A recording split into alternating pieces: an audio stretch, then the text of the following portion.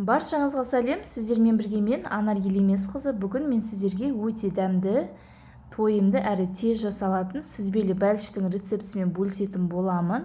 Өте оңай, жұп-жұмсақ, бір жасағаннан-ақ шығады. Алдымен менің арнама тіркеліп, қоңырауша батырмасын басып кетуді ұмытпаңыздар. Видеоның соңына дейін менімен бірге болыңыздар.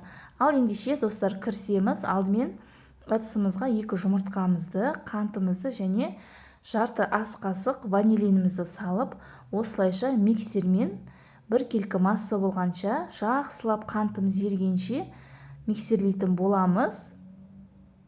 Біздің масса 2 есеге өсуі керек. Содан кейін сұйық майымызды, сүтімізді салып, тағы да бір араластырып аламыз. Одан кейін ұнымызды және ұн қопсытқышымызды салып, үстіне 2 қасық какаомызды салып, алдымен ұнымыз миксерді бір қоссаңыз, ұныңыз жан-жаққа шашырап кететін болады. Сондықтан мен осылай қолмен араластырып алдым. Кейін миксермен бір келкі масса болғанша араластырып аламыз.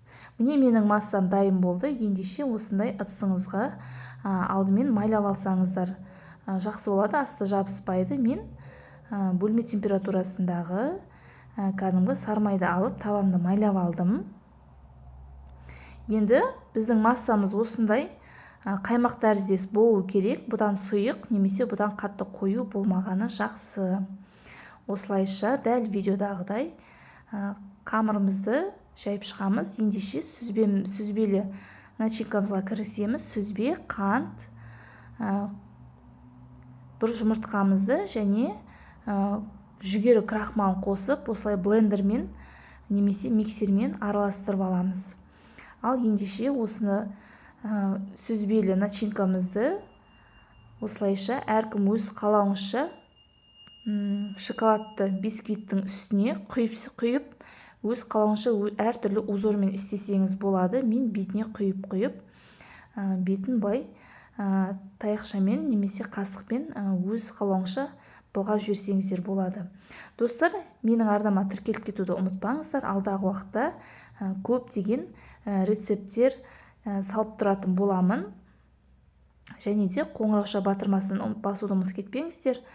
Міне менің бәлішім дайын болды. Қызып тұрған 180 градус пеште шамамен 25-35 минутта пісіріп аласыздар.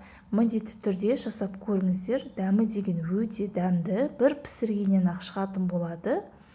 Және де көп уақытыңызды алмайды, тез жасай қоясыздар.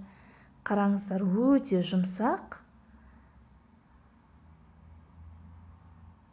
Міндетті түрде жасап, мені белгілеп кетуді ұмытпаңыздар. Сіздермен бірге болған мен, Елеместің Анары. Ас болсын.